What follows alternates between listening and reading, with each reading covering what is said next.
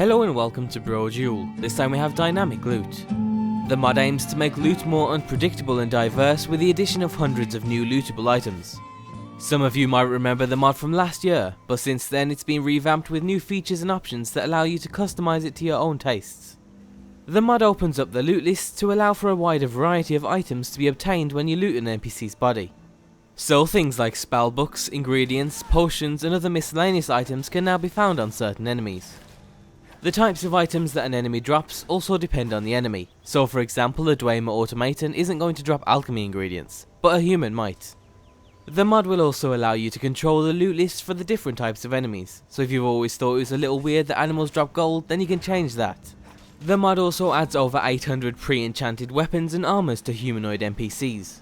That means you'll now be able to find a wider variety of equipment that'll potentially be better than the armor you're currently wearing, which makes taking down endless bandit camps less of a chore. What's great is that the mod will also enhance combat too, because the NPCs will actually sometimes use pre-enchanted armor and weapons, which again mixes things up a bit when you're fighting a group of the same enemy. The pre-enchanted items also come in two groups, rare and epic.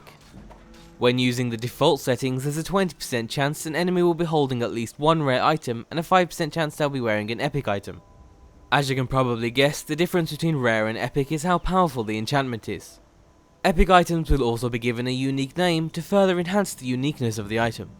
The drop rates for the new loot and enchanted equipment depends on the settings in the mod menu, where you can change the rate at which you receive rare or epic armors as well as the drop rates for the other items.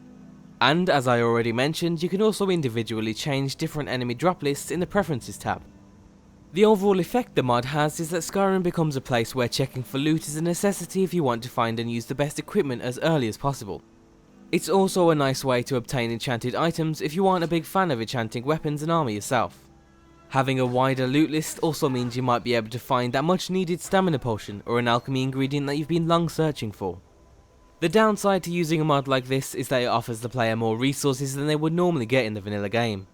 So if you're fixed on keeping the game balanced, then you should either increase the difficulty or use something like a combat mod to even things out.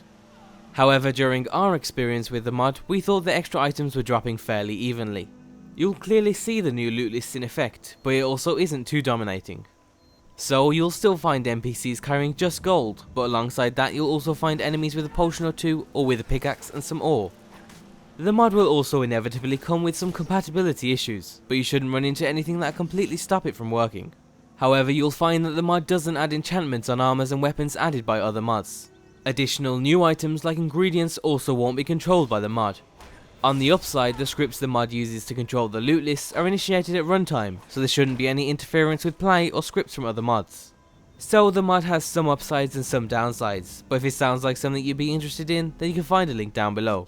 Always be sure to leave endorsements on any mod you enjoy using, and be sure to check out the introduction video for Requiem.